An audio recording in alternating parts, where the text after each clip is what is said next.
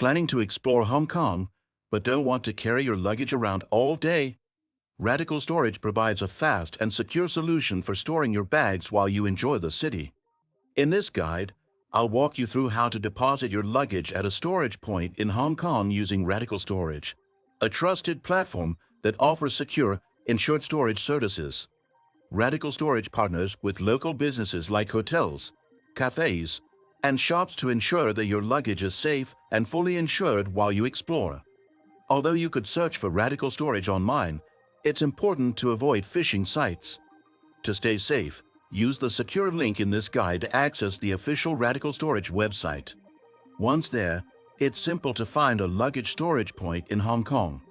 Just type Hong Kong into the search bar, and you'll see a list of available locations across the city. Choose a location near your preferred attractions, transit hubs, or other key areas. Then, select your desired drop-off and pick-up times, and complete your payment.